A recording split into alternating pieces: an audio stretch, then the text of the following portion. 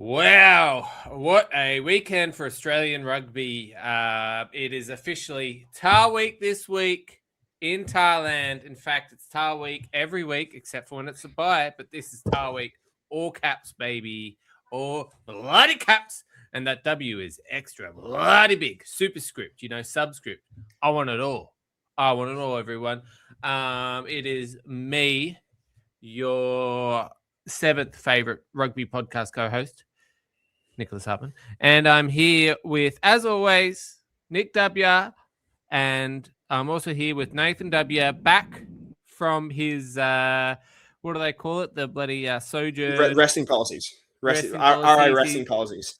He's gone to quote unquote Japan for a week with his quote unquote new club of friends unquote, and hung out. But he's back. He's watched the games, and thank God, everyone. Finally, some hard-hitting analysis. No offense, Nick, or offense. I don't know. Take it how you want. Are we just going to ignore the fact that Nathan just shoved his hand fully in his mouth, like in the warm-up to the great W? He went shout out in his mouth. Yeah, shout out. Oh, James, first shout out. Shout out, Jameis Winston. If you know, you know. Eden Dub. That's what he does. He eats dubs. Eats W's for breakfast. That's what we do in New South Wales. We eat W's. Yeah, we do. It's kind of gross. Anyway, look, Julie T over in Perth is getting bored. She can't wait to hear about the Force. But I'll tell you what, Julie T, they played at 7:30 on Saturday, so they're the third team, and we're going to talk about them last. Okay, Julie T? We're going to talk about the Waratahs. We're going to talk about Brumbies. Let's get into it. Nick, you're going to go second, just like your team. It's going to be the Me and Nathan show for the foreseeable future. Nathan, you pretty happy with that? Yeah, I think we've said it before. I know. I think I've said it before. This Waratahs team isn't as bad as what their record suggested. They've been in basically every one of the games this year outside the Hurricanes one, which we'll get to later on. But Hurricanes quite good this year. And it was just a case of sorting out that final quarter, that sort of those clutch moments. Are you going to bite down the mouthpiece and just find a way to win? And for the losses in the Reds and Blues, they found ways to lose. But it sounds like Matt Phillip took him into a room, gave him some hard truths, and then they came out and absolutely his open hand with his fist. About 5 centimeters from their faces. A little pointing. What are you going to do? What are you going to do? Especially you in the audience. What are you going to do? Tristan Riley, what is your profession? I'm a centre. That's right. Centre. But no, again, fair play to that forward pack. Stood up in terms of defensive wise, kept the Brumbies out countless times. But how about our new Messiah, our new wonder kid, Sid Harvey? Let's talk about that. Yeah, let's talk. The man that makes time slow down. And look, I fucked it. Like I said, I'm the seventh favorite host, but that was 28 Brumbies, 30 to the Tars. Let's talk about Sid Harvey. Great little player, great little find. It turns out New South Wales has talent in their pathways. Did not know that. It's funny about that. Pick the kids, and sometimes they're good. Other kids that are good are, Tom Lambert. Be careful. Be careful. If you're going to talk about kids that are good, be careful. Well, when I say kids, right? No offense. Look, they could all beat me up. All right, so I'll give you my address if you listen to this and want to beat me up. You can. You're giving your address. This is not sounding any better, mate. This is sounding much I'm not worse. giving out. I'm not an idiot. Nick. I said they can DM me.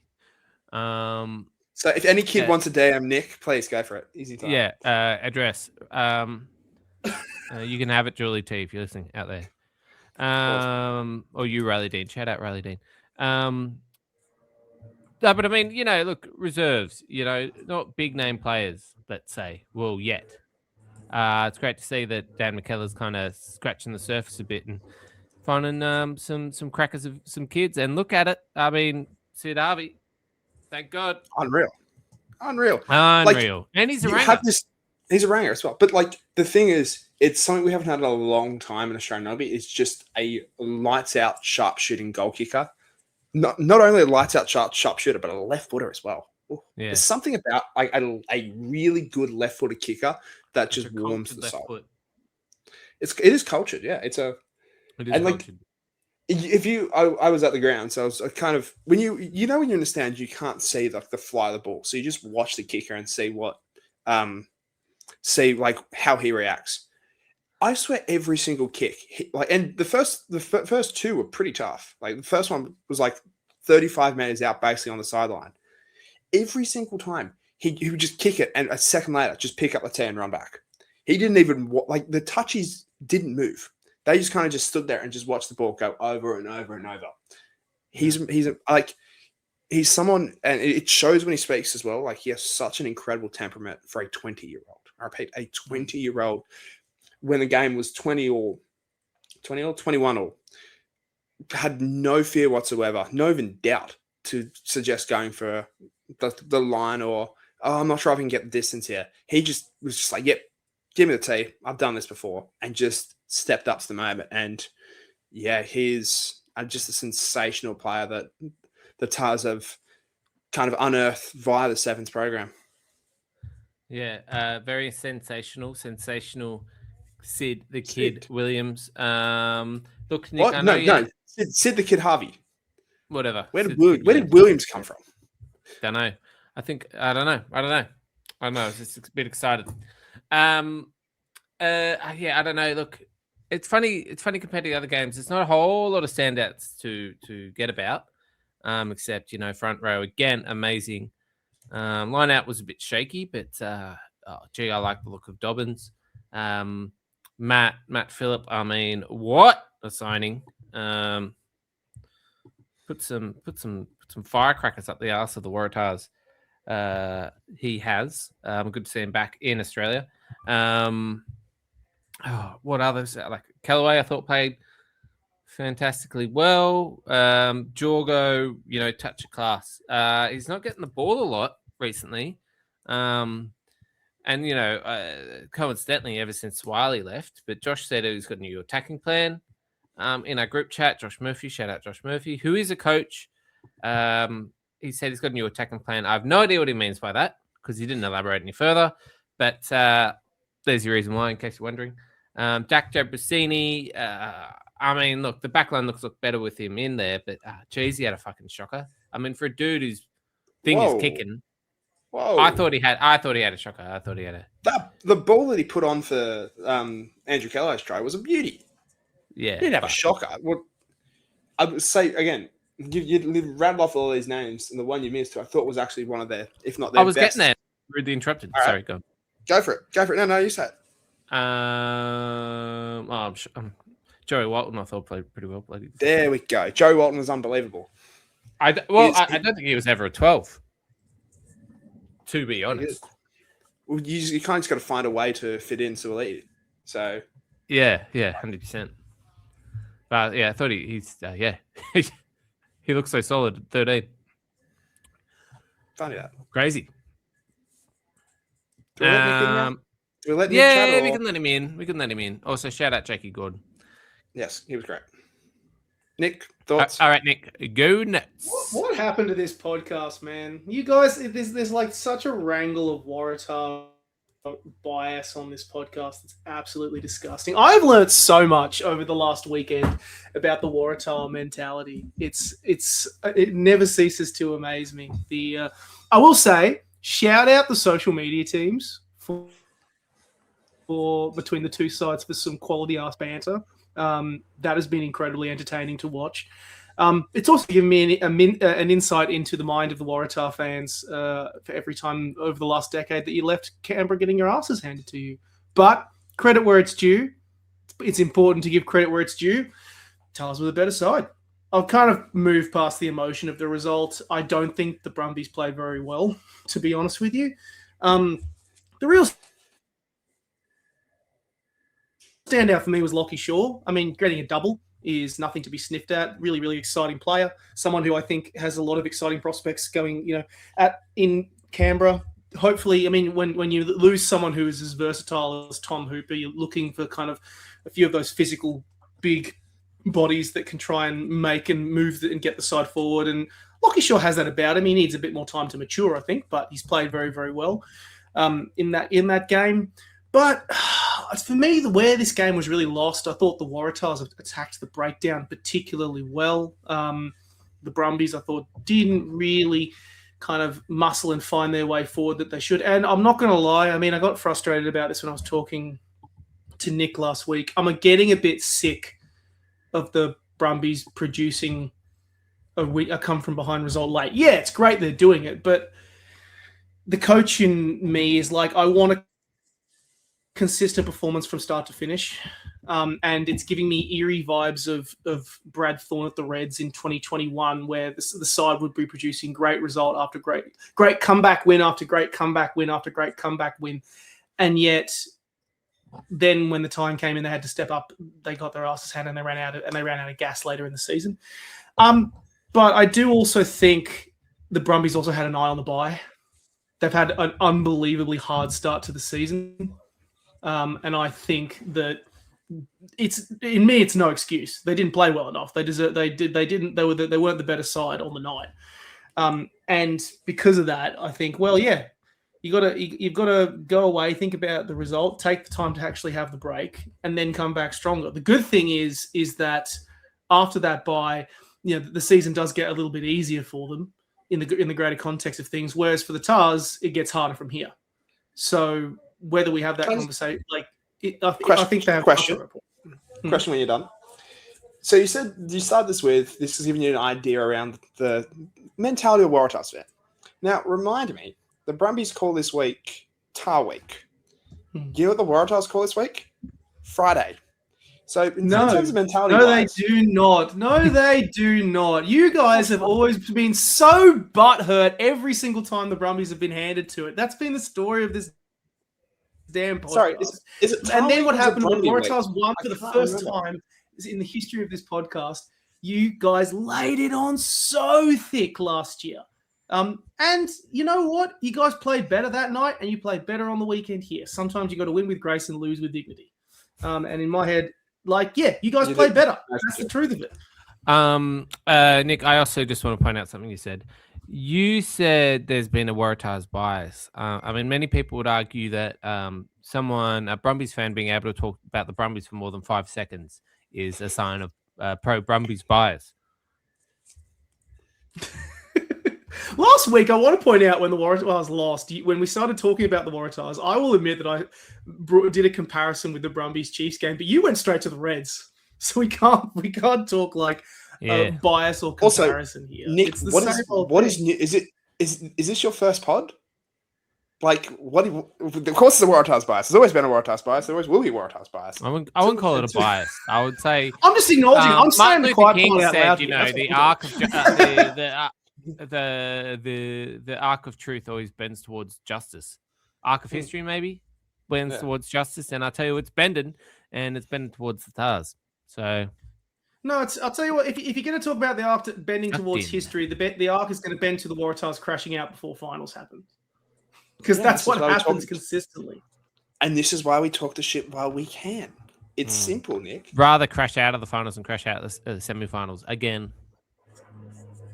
At least we make the semis. Rather more time at the beach. So remind us, Super Rugby titles. When was the last time you won a fully fledged Super Rugby title? He's got you there. 2004 photo. Nick's sorry, everyone. We've got little photos. So Nick's turned off his camera because of his internet, and his little default photo is this little sexy little snap of him sitting on some stairs. Yeah, it's model Nick. It's looking good. Model 2014 is the answer you're looking for. The last. Is that a touched up photo? It looks a bit photoshopped. Your skin looks a bit supple in it. Keep looking at it. No, it's just. That's what you got to do. You got to dangle the carrot of compliments in front of Nick, and he stops talking about the Brumbies, so we can move on. Good game. Tars have the Chiefs next. Brumbies have the excursion to Questacon next week, aka a bye. Speaking of Chiefs, actually, Nathan, I'm going to use this as a segue opportunity. Ooh, excuse me. The Chiefs played the Force on the weekend. So sorry, Julie T. We are talking about the Force now, and then we'll talk about the Reds. We'll talk about the Reds, everyone. I watched a bit of this game, Nathan, and watch any of the Reds Hurricanes because I was out doing things. I was out playing tennis actually and playing poorly. The Force lost 14-24 to the Chiefs, and I tell you what, watching this Force attack was like when Krusty the Clown watches that Eastern European replacement for Itchy and Scratchy, and he exclaims, "What the hell was that?" That was me watching the Force attack, and I can't wait to hashtag Zach Lomax finally gets on that wing. Fucking needs something. Him and Dylan Peach are needed badly. Like it's an attack which is just reliant on W Lancaster doing something pretty special, or again a Roland Maltrata Cardazano who went off injured at halftime. Like they had their scrambled. Firstly, we'll go positives. The scramble defense was amazing from the Force. They saved so many tries, and there should have been so many more points because they got carved up in the middle for like a 15-minute period there at first half. So they did unbelievable to fight back, but Jesus Christ, have they missed an opportunity here? Like it was 21-14, yellow card. It's just put Ollie Norris, one of the Chiefs props, in the bin. You have a 5-meter scrum. You win a penalty, you then go for another 5-minute scrum. Off that play, you get held up and turned over. Like you have the numbers. Why it was basically a 1-out play. You get caught out. You got caught outnumbered at a tackle and it ends up being a turnover. Like Christ, guys, you got to take your chances. And I think actually what happened was they got held up, but because they were attacking out wide, and I don't know who it was. I think Kurtley Beale chucked the most awkward inside pass to Max Bury. But that's my point. Is there's no, even if you're going out wide, like there had to be a gap somewhere. Because the 14, there was no way you should be outnumbered on the flank when another team has someone in the bin. That's generally where the space is. Like, again, regardless, still a missed opportunity. Because let's face it, the Chiefs, I don't think were that good. And it kind of speaks to the formula of how do you get under Damien McKenzie's skin? It is very simple for such a world-class talent. Make him hear footsteps early and often. Great example of that was Max Bury's try. Ben Donaldson puts a booming bomb up. Dane McKenzie, who was already had kind of an iffy night, but nothing too crazy, gets out-leaped by George Bridge, somehow backs it back to him, and Max Bury scores. McKenzie wasn't as effective for the rest of the game. He is and that's what the Waratahs did last year when they bet him, is they made him feel the presence early, and he was off. Like, so again, they were not on their game tonight, the Chiefs, on Saturday night. And I just feel like that was a chance miss to the Force, not only for a win, but for a bonus point. And it's a concerning trend of Australian teams. I'm going to call a spade here. Force have fucked their season with this loss. I'm calling it here. Honestly, and but the Waratahs are as guilty of it as well. Of if you're going to get beat, and you're getting beat from positions of where you can win a game and you come away with nothing. Like the Force are going to have to do something special here. We know like penalty goal in the last 5 minutes to take the bonus point away, I think it was. Yep. That's it. And but that's the thing, right? Is you need to take those chances to get something out of those games. Because I know from Waratahs' perspective, they're going to need an unbelievable upset if they're going to be playing finals. And this isn't the optimist in me. I'll make a call right now, like with Nick saying the Force's finals is fucked. I think the Crusaders are fucked. With the new, particularly with their injury list is growing, and with the news states, Marty Williams is out with a back infection for the rest of the year. They're like, when you get a chance on Wednesday, check their injury list. It is long. And I think if there's a team that's going to pop out of the 6, it is the Crusaders. But the only way the Waratahs can actually jump in there is they're going to have to get an unbelievable scalp. And I feel like they missed that chance against the Blues. They missed that chance against the Reds, which is why, again, the win last week was so important. But we're not talking about the Waratahs for at least another 2 more minutes. So go back to the Force. Zach Lomax needs to come in. You need to see what you've got there. You're 1-5 for the season. You're going to Queensland. It's this. You are playing here or you're playing him in Lautoka, for goodness sakes, on debut. play him off the bench, give him 15, 20 minutes and just see what he's got, right? Sure, like you're at the point where surely it can't get any worse from here. No, and at least it would take a little shine off your probably inevitable loss. Let's be frank, Nick. I have a question for you that you will love. So open that big gullet like you're a pelican being fed a trout. You ready for this? Born ready. Where does Simon Cron's future fall into all of this? He's got a pretty decent team. Granted, there's been tons of turnover, but not really going anywhere. It's a great question. Like for the first time in a really long time, actually probably ever. I mean, I have a real soft spot for the Western Force. I want them to do well. Everyone wants them to do well. 2026, I've got the shits at them. I've really got the shits at them. Okay, thank you for your answer. They've had the squad. They've had the favourable draw. No. Let me finish. They've had the favourable draw, and I feel like they have botched off the back of Nathan's very, very well put point, which I completely agree with. Like consistently inconsistent, and I'm not saying that they're guilty. They're the only. I mean, every Australian side has been guilty of this. Heck, let's look at the last fortnight. Like the Brumbies were rubbish this week. The Tars were rubbish last week. They were good this week. Same with the Reds. But the Force, like, there comes a point where they have botched so many opportunities to win games. Like that tour to New Zealand, was a massive wasted opportunity. The loss to the Blues, massive wasted opportunity, and they could have won this game. And I am done with them. Like, this is the most favorable draw I've ever seen the Force have. They're right in the middle of the hardest part of the season. You're playing the two teams that made the finals back to like in quick succession. You got to go and play at Suncorp. You got to go and play in Fiji.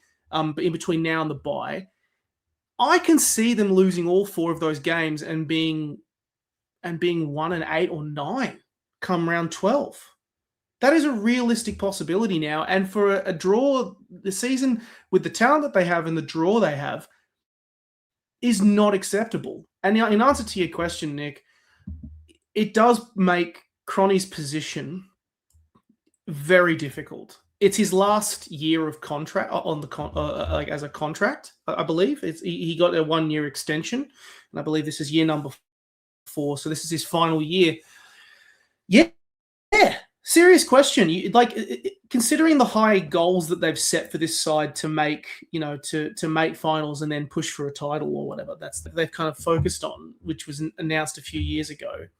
For him to not even get them within a whisker of finals, you need someone else. It's a results-based business at the end of the day, and for the talent and for the draw that they have, the Force are punching under their weight. And I've got the shits of them, to be honest. That's the truth of it. There's no other way to put it. Yeah, 100%. 100%.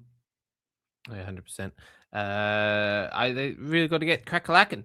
Moving on. Moving on.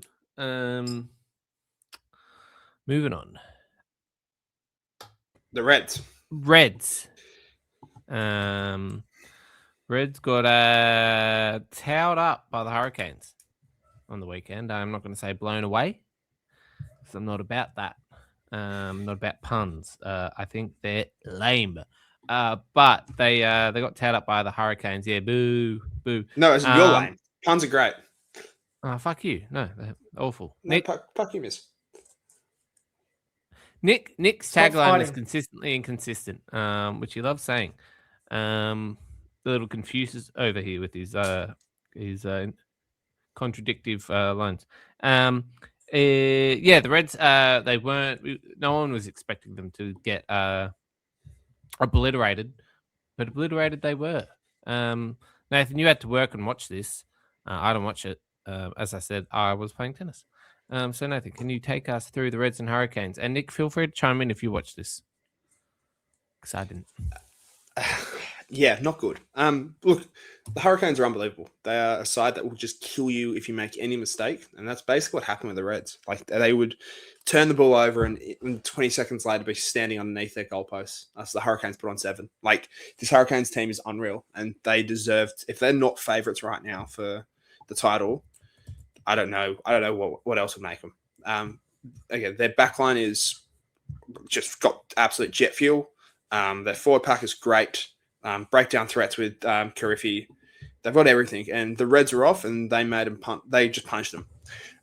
The comment I will make about this game is, I think everyone has been very lazy with their takes in the sense of, we should all be worried that Les Kiss is taking over as coach of the Wallabies because the Reds got beat by the Hurricanes. Sorry, where have you guys been for the last month where the Reds have been winning? Like, I feel like people have just been waiting for this moment to just spout off that nonsense. Like, the Reds have been good this year. They surely got whooped by the Hurricanes. You know who got whooped by the Hurricanes? Everybody's been whooped by the Hurricanes.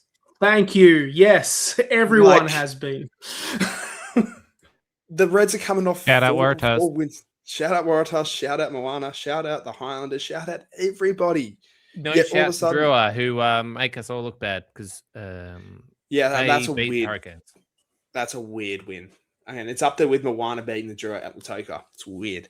Anyway, this Reds team's fine. Like you have a tough week. Again, the Hurricanes are a team of momentum, and they blow teams out. Let's not forget the Reds. They came off a trip to Lautoka, which historically, the team backing up that after a game in Fiji has struggled badly. Say the Brumbies last year against the Force. Perfect example where they went out. They even rested all their players, came out, lost. It's one of those places where it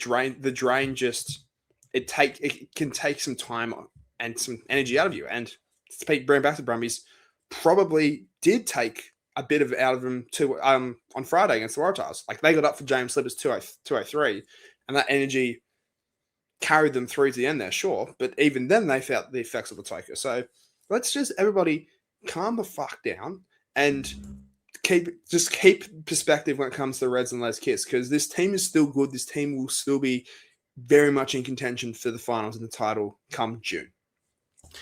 I've got to add in a small point here, which is that, the Crusaders got 40 points put on them by Moana Pacifica at home last year, and they still won the title. Like, one bad loss does not ruining season make. You can have teams that get their asses handed to them, then bounce back well, and then bring the result. The Reds have got 2 weeks at home coming up. They've got to play the Force, and they're going to play the Crusaders. It completely changes the equation for them, and those matches come at a very, very good time for them ahead of a bye and then a good run home in Super round. So I'm not too concerned about it. I think it's just add to Nathan's point, like the Hurricanes are on fire at the moment. It really genuinely is. I mean, the closest team that has come to beating them in the last, since round 4 has been the Western Force. Every other team has had more than 50 points put on them. So that's it's not I think the simple fact of the matter is that when the Hurricanes are on, they are fucking on. The only question is that can you maintain that for the entire length of the season? Yes, I'd say that they'd be favourites right now, and the side is looking very, very strong. But come later in the season, they've got a few games at home back to back, but then they've got to have a period of a couple of weeks where they go on the road. They've got a couple of difficult games, including going to face the Crusaders. Can you keep that up? That's the big challenge that faces them now. If they can, then we have the answer come finals as to whether they're genuine title contenders. But would be a long time coming if they did.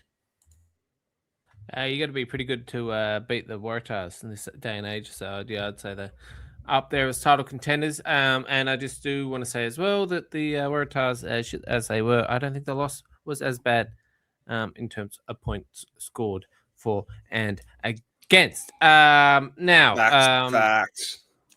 Just. Yeah, thank you. Thank you. Thank you. Hang on, VAR, real quick. Yeah, VAR. 59-19, I believe that score was. So it was it's 40 40 points and- difference. Oh, no, 38. 52-14. 38. They've Yes. just got, the Reds were just Another better. example of the boys not being able to do the math. Yeah, not a map. Maths, if one thing- please. Maths in Australia. I'm Okay, going to say you say Z soon and father. Oh, that's father. Fucking Jesus Christ, Nick. Pull it in. your tagline is we- consistently inconsistent. We're consistently a bad math pod. Consistently a bad maths pod. Correct. Maths. We use Australian English in this podcast, Nicholas. And you call yourself an author. So So much coming up hate. this week- So much hate in this pod. Like there's so much anger and bile. We're supposed to be a family. Okay. Come on, guys. Okay. I apologize. Yeah, I'm sorry. I'm just looking at Nathan's face here. That's all I care about. Speaking of being angry, Yeah. before we get on to the Wallaroos, let's talk about next weekend. So the fixture gods at Super Rugby have done everyone a great service, and they've only put on 3 games this coming Easter, which is great for people like Nathan. But frankly, no one gives a shit. Little piggy, get down there, write our match reports. But like fucking fantastic. How good? 3 games. So 5 teams going to have the bye. Fantastic. And those 3 games will be Crusaders, Fiji, and Drua on Friday. Then the Chiefs and Waratahs on Saturday at 5, and the Reds and Force at 7:35. So fantastic. I'll have to talk to people around me. Just play tennis again. You'll be sweet. Well, maybe not. People might be away, Nathan. And I got to work on Friday, so that's Off you go, Roger. Thanks, Nick. Thank you for that. Okay, moving on. Wallaroos beat Fiji 33-15 in the game before the Brumbies and the Waratahs game, in front of about 6.5 people, which was great to see. Wallaroos looks like, this is crazy, boys. This is going to be a crazy simile. I'm going to metaphor, sorry. But they looked like it was their first game of the year. That's the way they played. Very rusty. But they got the dubs, boys. What do you think? It's almost like it was their first game of the year. Yeah, it's crazy. You know what I mean? I know what you mean. Yes. Yeah, you know what I mean? Nick? Look. Does Nick know what you mean? I do know what he means, and I will have a point on this, which is that, like, there was a point raised that Nathan, the wonderful Mr. Nathan Williamson here, asked Sam Needs ahead of, I think it wasn't last week, but the week before, where we talked about the new format and the new season, where basically he asked the question of like, how does this compare to, moving Super Rugby Women's back to June in terms of prep time? And Sam made an interesting point that yes, we're not getting the team won't be as battle hardened, but they're getting more time together to prep. So he's hoping that it's the other side of the same coin. After watching that result, I have questions. I think they were very, very undercooked. They left about 4 tries out there, at least, especially in that first half. That first half, M. Chancellor dropped the ball over the line, I'm pretty sure. I think there was another one. Poor Techie Joyce, she's got a great future as a Wallaroo. I think she just was probably in her head a little bit, dropped a couple of balls early on. Could have been a bit more effective. But a win is a win. You take those wins, and they got the job done in the end. And there are a lot of those 6 debutants. I like the look of a lot of them. I think I absolutely love the new fly half, Nicole Laddington. I like the way she plays. I like the mentality that she has. I thought she combined really well with Tala Maleka at fullback. It's nice to have that option there. I love Sam Wood. I think she's just she has really upped the pace of the Wallaroos considerably in a way that Lane Morgan didn't. I think that she's kind of the incumbent scrum half in a big way. Sydney Teller played great outside centre. Really, really good. Really good option at outside centre as a great option to bring also G-Fred off the bench. And I thought both the Sevens players played really, really well. Piper Simons too. So lots to like, even though I would say it was far from a complete performance. Yeah, what I'll add as well is this was a very rotated squad, and there was no coincidence. As Nick said, they bummed a lot of tries in the first half. It was no coincidence that when the big dogs came on in the second half, like your Desi Millers and Georgina Fredericks, that it seemed to click a lot better. What I will say is this: it was a fascinating insight into what could come, and not in the sense of Wallaroos. I'll get to my kind of Wallaroos thoughts afterwards, but just quickly. If this is what the global calendar looks like, South Africa are going to be so tough to stop. It's not funny. Okay, because the reality is, the fact that this is what could happen to the Rugby Championship and play in February and March, I'm watching it and going, that's alarm bells for our guys. And then basically Australia and New Zealand going up against South Africa and Argentina, who will just go into this mid-season looking unbelievable, and we're going to come in cold. That's a problem. Anyway, onto Wallaroos, again, it's a good step forward, right? You blood 6 players, bunch of and still with several people not out of position, but with second choice, like Michaela Leonard off the bench, Eva Kapani was off the bench. It's a very rotated side, and to find a way to win, scratch out results, and sort of blow those cobwebs out. It's what you can ask for. It's basically all you can ask for. It was never going to be the sort of 40, 50 points of last time. You're basically you're starting off fresh as compared to building in a World Cup year. So I think it ticked all the boxes it needs to before Canada in 10 days, 11 days, depending on when you're saying this. 10 days, I think it is. That's my only concern about that is that I worry because, those other 3 sides will all be coming in with their pro players battle ready to go. I'm quite I don't expect us to knock off Canada at the moment. I think Canada particularly is playing very, very well. They made a World Cup final. They beat New Zealand, so that gives you a sense of their looking. I'm more worried about. I think targeting consistent wins over the United States and finishing in third, at least for the next 2 Pacific 4 series, is something that is really the benchmark for the Wallaroos at the moment, particularly as they're building the program out towards 2029. I'm a little bit more worried about that USA fixture, to be honest, because there's a lot of those USA players will be coming in a bit more battle ready, particularly because they're playing in the USA this time. I'm a bit more worried about that particular fixture because we've had a good rub over them over the last little while, and it would be quite frustrating to drop a match to them. Yes, indeed. I just, if I want to shout out anyone, I've got nothing really to add from you guys. You said it all, but I just want to shout out Bridie O'Gorman, who I feel has been playing prop for the Wallaroos for the last 40 years. And I looked up her age and she's 27. Insane mainstay. I just feel safe saying her. It's weird. It's weird. There's totally a bunch of, but it's weird. There's a bunch of them that basically got blooded at 22, 23, who are just going to end up with 50, 60 caps by the time this World Cup rolls around. Caitlin Leaney's another. You see gets picked and you're just all right, that's safety. Yeah. Piper Duck, that's safety plus post contact. Yeah, it reminds me when inflation was low and Cheetos ads were on TV. Yeah, petrol prices weren't $3. Yeah. There were numerous fuckheads driving Ford Rangers everywhere.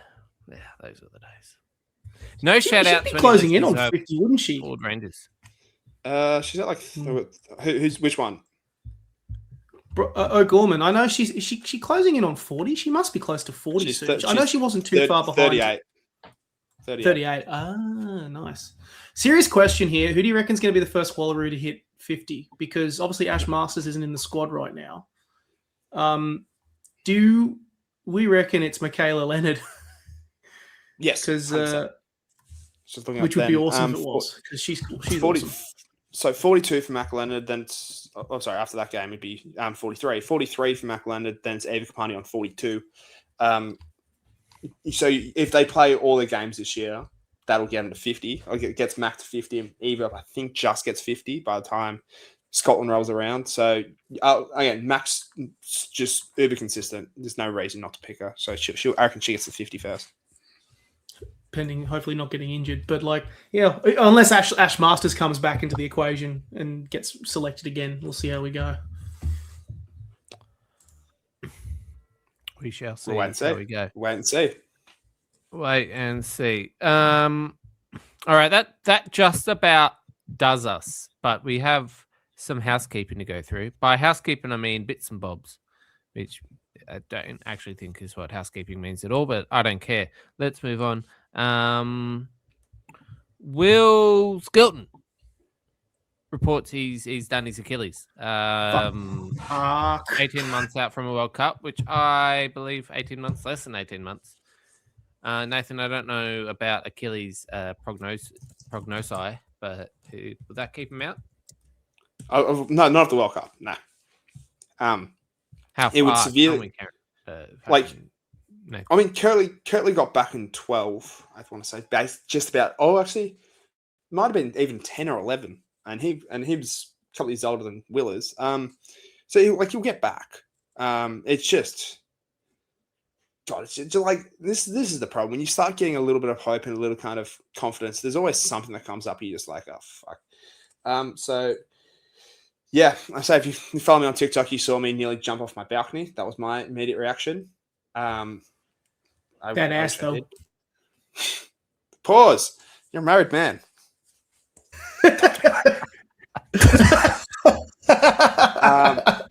No, in all seriousness, it's true. He does have a little bubble butt.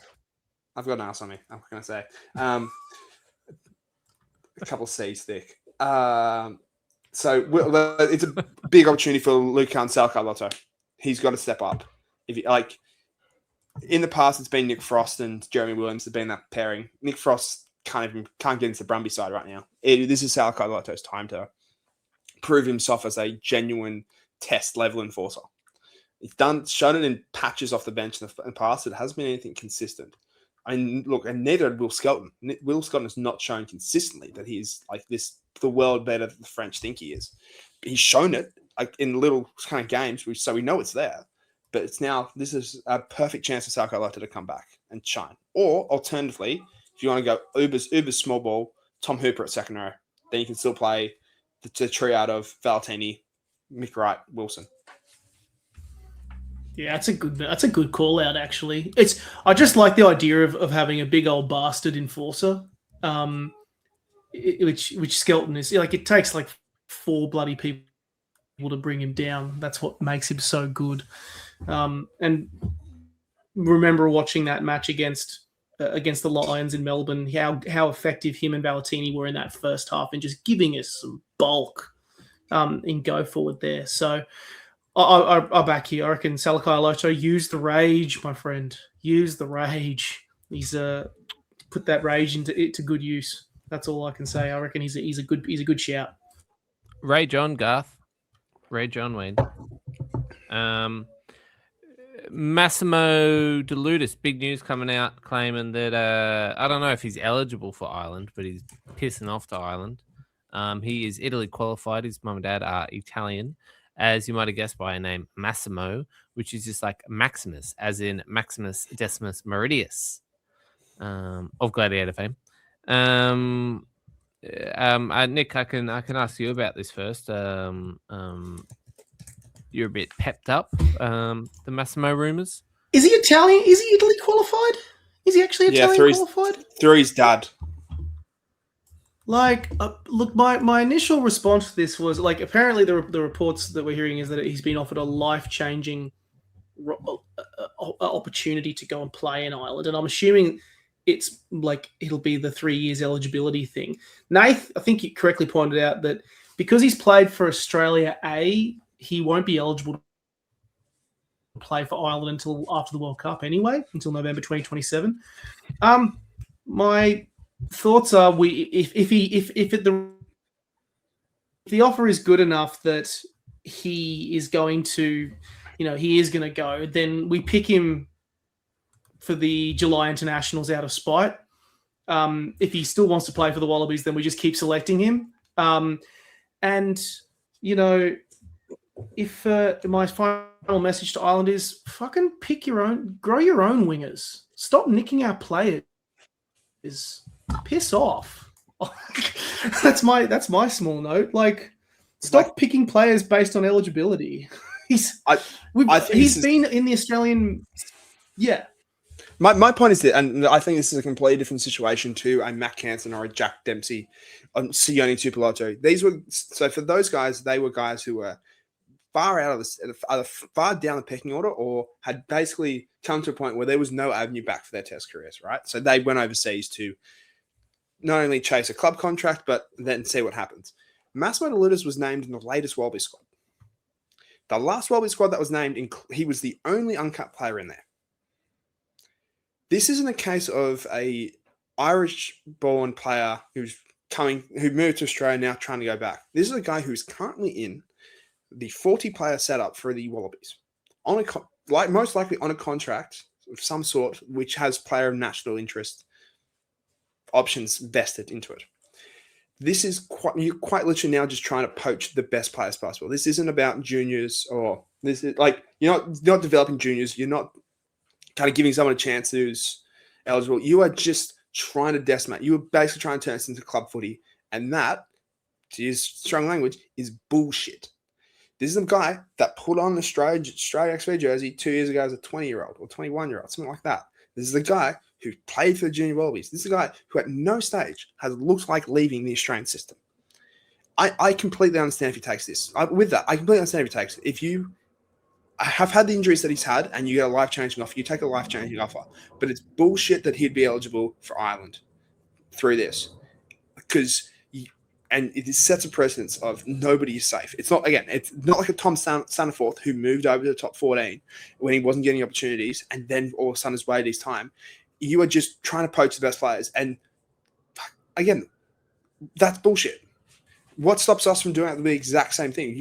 At no stage is like the Kiwis cop some shit and all that, but they've never, I don't think, very rarely have they gone into like a Fijian team and seen someone who's been picked for Fiji, maybe not used for some reason, and gone, all right, how much you come with us? This is a different level, and it's bullshit. Yeah, it's pretty fucked, hey, boys. If he hadn't have been injured over the last 12 months, if he hadn't been injured over the last 12 months, he would probably be a Wallaby now. That's what I'm saying. Like, if he hadn't have been injured, he would have been a Wallaby. Like, I get it. He's only started one game for the Reds, but this is a guy who was being included in these pre-January squads when fit for the last 2 years. This is not a prospect that all of a sudden is being like disillusioned, or like Matt Hansen is barely starting games on form reasons alone. He's in a Wallaby setup. He's in a Wallaby squad. This is bullshit. Makes me pretty fucking angry, boys. I don't know if you remember playing Grand Theft Auto 1 or 2 and you could go to rampage mode, but I might go into rampage mode if this goes through. Look, I hope Massimo stays. And like, if he takes the offer, he takes the offer. I have no hard will against Massimo himself if he takes it. I'm absolutely against this system where you can quite literally just go and take people in this scenario. I saw, I don't know if you mentioned this, but apparently he is Irish qualified through his mum. Correct. Irish through his mum, Italian through his dad. Yeah, right. Yeah, it's pathetic. Like you said, it's club rugby. You're just buying players. It's fucking pathetic. And I really think, there needs to be, and look, put in a tier system, right? So if, let's say, he was Fijian and he's not getting picked for Australia, go play for Fiji, Of course you can. Or if it's America or Brazil, whatever. But if you're going to another tier 1 nation and you're homegrown, You should. And you were named in the most recent squad that team put out. It's fucked. I mean, look, you look at Australia, you go, Tom Liner grew up in England, and I don't know how his accent's going. Or But Tom, he was 18. He was 18 and was going to play Australian under-20s had he not done his calf in the game before they went overseas.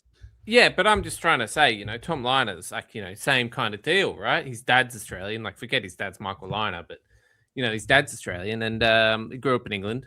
But it's fucking blatant. It's fucking pathetic, and I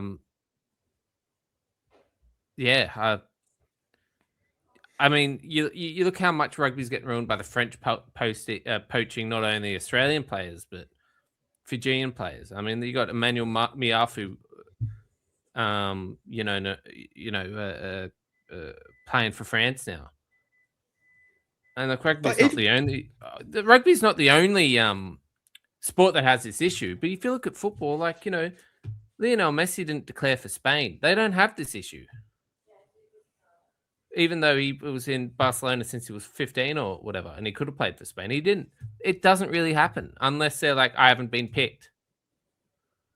I'm 24 and so I haven't been picked, and then they might change teams. It's fucking pathetic.